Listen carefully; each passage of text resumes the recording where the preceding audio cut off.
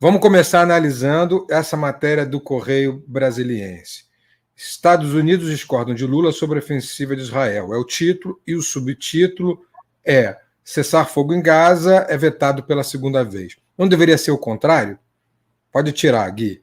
O cessar fogo deveria ser a manchete, né? E depois deveria se falar de que os Estados Unidos discordam de Lula sobre a ofensiva em Israel. Então, isso já é uma manipulação dentro da edição do jornal.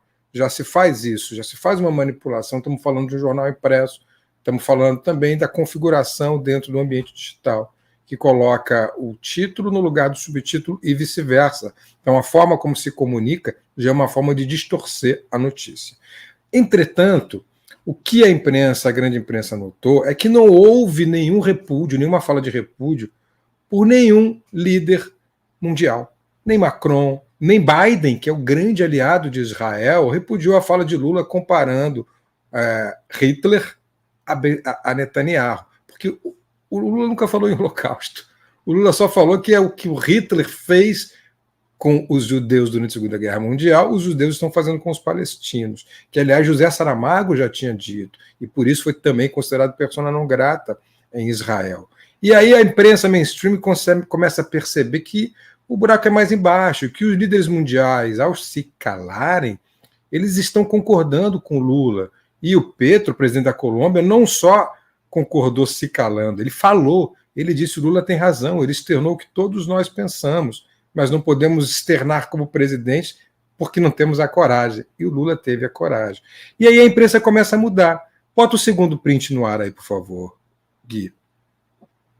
Você já vem aí o Globo dizendo, ó, líderes internacionais evitam comentar crise entre Brasil e Israel. Petro apoiou Lula e nenhum condenou a fala. E aí eles já começam a mudar um pouco o discurso. Se vocês virem, eu recomendo que vocês vejam as boas análises até de Marcelo Lins na Globo News, essa ficha já vai caindo, já vai mostrando que para a história, a longo prazo, isso é uma expressão até de Otávio Guedes, a longo prazo, o Lula vai sair como um grande estadista nessa foto, e o Netanyahu como o grande, mas principal genocida desse caso. Claro, quando a gente estudar nos livros de história, só vai ter um líder mundial que chamou o genocídio do que ele realmente é, de genocídio, e fez a devida comparação denunciando Netanyahu. E esse líder será Luiz Inácio Lula da Silva, é isso que estará nos livros de história. E é isso que começou a ser percebido por alguns analistas da grande imprensa e aos poucos vai se espalhando. Pode tirar esse print, Gui? E aí eu queria fazer uma análise rápida, pode tirar, Gui, do que o ministro das Relações Exteriores de Israel, o Israel Katz, publicou subindo o tom contra o Lula ontem. E aí eu vou fazer algumas ponderações rápidas sobre isso. Bota no ar, por favor, aí, Gui. Vejam, ele se refere diretamente, marca, pode botar no ar, Gui, é esse mesmo. Pode voltar, Gui, esse mesmo.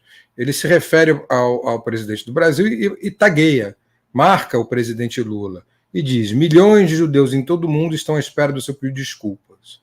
Como ousa comparar Israel a Hitler? E aí ele dá as razões dele. O que ele diz? É necessário lembrar ao senhor o que Hitler fez. Vejam, primeiro o ministro das Relações Exteriores de Israel, ele diz: levou milhões de pessoas para guetos. Levou milhões de pessoas para guetos. Não foi exatamente o que Israel fez agora na Palestina? Primeiro isolou a parte norte, pediu para que a população, ordenou que a população fosse para a parte sul. Fez de todo o sul de Gaza um gueto. Não satisfeito, bombardeou essa parte sul e fez com que as pessoas saíssem da principal cidade, Caiunes, para Rafah. E agora ameaça entrar em Rafah até o começo do Ramadã. Então não é isso que está fazendo? Isolando milhões de palestinos em guetos, roubou suas propriedades e as usou como trabalhadores forçados. Não é isso que Israel faz nos assentamentos?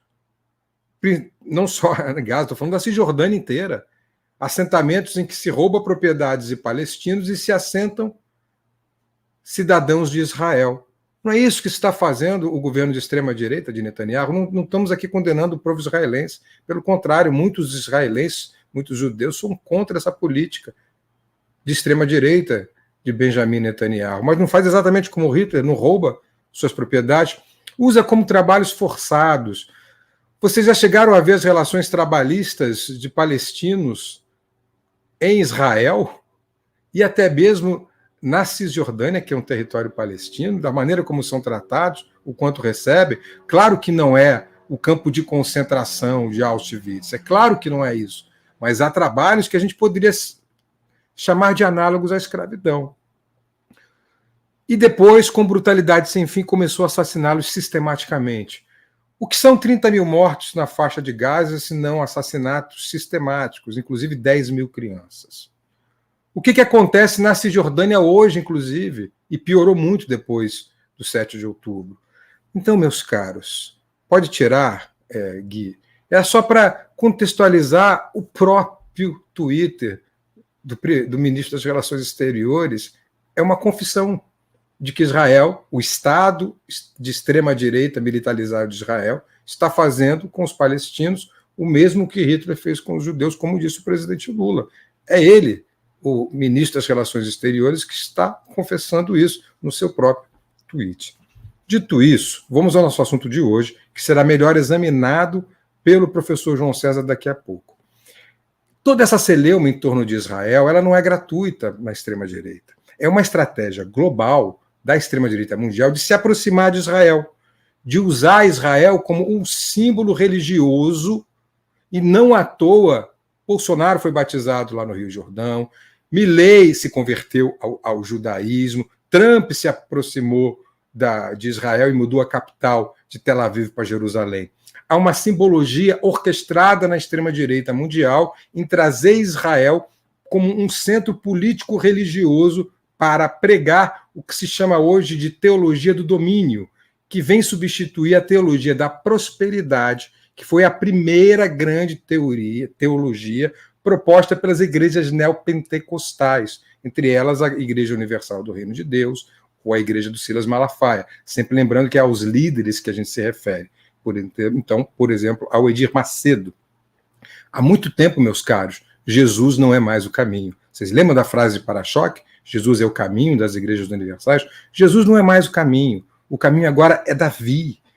A Igreja Universal do Reino de Deus, há mais de 15 anos, não usa Jesus como seu principal representante, como a sua principal inspiração, porque já era muito difícil conseguir organizar ou justificar uma teologia da prosperidade com a figura de Jesus Cristo. Imagina, Jesus Cristo, aquele que dizia que era mais fácil um camelo entrar, um camelo passar pelo buraco da agulha do que um rico entrar no reino dos céus. Então é muito difícil dizer, vai ganhar dinheiro, explore outras pessoas, porque não era o que Cristo fazia. Acumular bens não era o que Cristo fazia. Então, aos poucos, essas igrejas neopentecostais vão trocando a figura do Novo Testamento, que é a figura de Jesus, pela figura do Velho Testamento. Mas não é uma figura como a figura, por exemplo, daqui a pouco o João César vai explicar isso, do Moisés, o homem que abriu o Mar Vermelho, que liderou seu povo, ou de Jó, o homem da paciência, da santa paciência, ou do próprio rei Salomão, que tem a justiça como sua grande característica. A figura que substitui Jesus Cristo nas igrejas neopentecostais é a figura do rei Davi. O Davi da espada, aquele que impõe tudo pela força. Vamos lembrar que o rei Davi, ele é um pecador ungido. Ele é aquele, por exemplo, que lidera um exército, ele tem um exército, mas ele violenta Betsaba, ou Betsabá, como vocês queiram dizer, e é violenta no seu ritual de purificação. E para piorar, Betsabá, ela é casada com um soldado, Uzias. E esse soldado é enviado à guerra como general, e ele é promovido a general por Davi como uma forma de compensar o seu pecado, mas ao mesmo tempo ele é mandado para uma guerra para que ele morra. E ele morre. Mas aí Davi é punido, porque ele tem um filho com Betsabá, a mulher que ele violenta, e esse filho morre. Ele tem o pecado, então o pecado dele é um pecado que passa a ser, a partir daquele momento, um pecado punido por Deus. Mas isso não impede que ele tenha outros filhos, inclusive o rei Salomão. Então, o que justifica a unção de Davi são seus próprios pecados. O que faz dele um ungido é o poder da espada, gente. Não é o amor, não é a compaixão, é o império das armas. Davi mata o marido de Betsaba, mas ele se arrepende. E ao se arrepender, ele é um ungido. Ele é ungido exatamente porque ele é o pecador. E tudo então fica justificado diante dessa teologia. Está justificado o fato de ele ter tomado a mulher à força, de tê-la estuprado, de ter matado o marido e de ter matado milhares de pessoas pela espada. Não é isso que acontece com Milei, com Bolsonaro, com Trump? São os pecadores e os pecados eles mesmos confessam. E aí são os ungidos. Vocês lembram do momento em que Bolsonaro vai a uma igreja e diz: eu posso não ser o mais inteligente, os melhores, mas eu fui o escolhido. Ele confessa isso, Ana, num ritual, num rito dentro de uma igreja evangélica. Está dentro dessa teoria, dessa teologia do domínio, que substitui, então, a teologia da prosperidade e é o que vem preponderando nas igrejas evangélicas ao longo do mundo, ao redor do mundo, como estratégia política mundial da extrema-direita. Essa é a explicação que o professor João César vai dar muito melhor que eu daqui a pouco, mas eu queria que vocês entendessem nesse corte que o Gui está fazendo aqui para fora, nas minhas palavras, para ter um corte fixo aqui o tempo inteiro, para quando a gente lembrar de falar sobre estratégia político-midiática religiosa, a gente lembrar disso, que Jesus Cristo foi substituído por Davi nesse discurso e a teologia da prosperidade foi substituída pela teologia do domínio.